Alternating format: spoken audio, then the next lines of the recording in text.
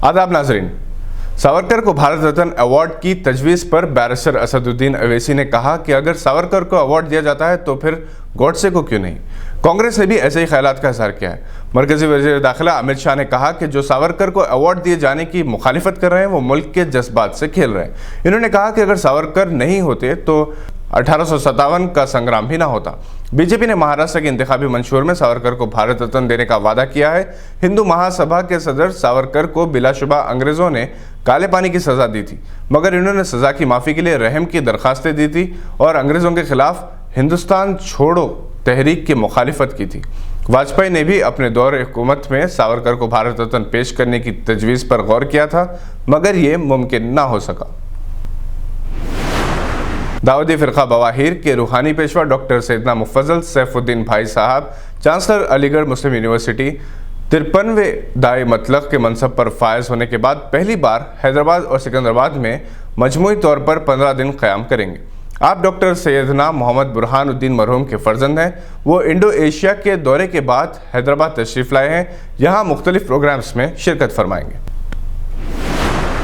अयोध्या में मस्जिद मंदिर तनाज़े पर बहस की तकमील और ख़त फ़ैसले से पहले मुख्तलिफ अफवाहों, अंदेशों और वसवसों के दरमियान सुप्रीम कोर्ट के तकर्रुर करदा सालिसी पैनल ने अपनी रिपोर्ट पेश की है। दोनों ही फरीक़ैन को अपनी अपनी कामयाबी का यकीन है। मुसलमानों को यकीन है कि फ़ैसला इनके हक़ में होगा। ताहम एक गिरोह की तजवीज़ है कि मुकदमा जीतने के बाद भी मुसलमान मस्जिद के अराज़ी हिंदू बिरादरान के हवाले कर दें।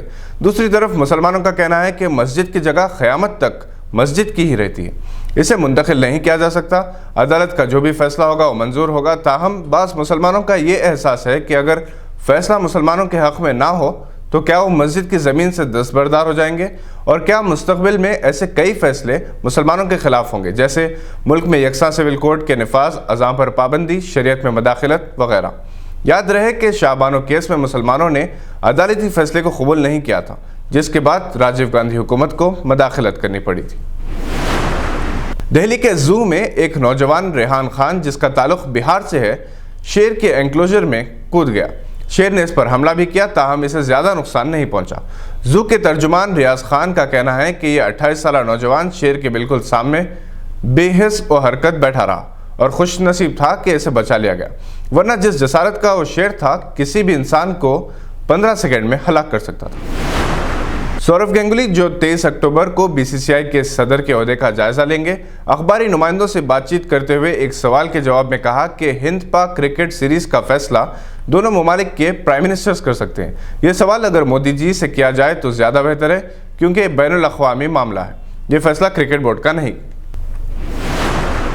जमात इस्लामी हिंद ने महाराष्ट्र की असेंबली इंतखाबात में शहर औरंगाबाद से मजलिस इत्तेहादुल मुस्लिमीन की तायद का ऐलान किया है। औरंगाबाद सेंट्रल से नासिर सिद्दीकी, औरंगाबाद नॉर्थ से डॉक्टर गफ्फार कादरी, औरंगाबाद साउथ से अरुण बोडे मजलिसी उम्मीदवार हैं।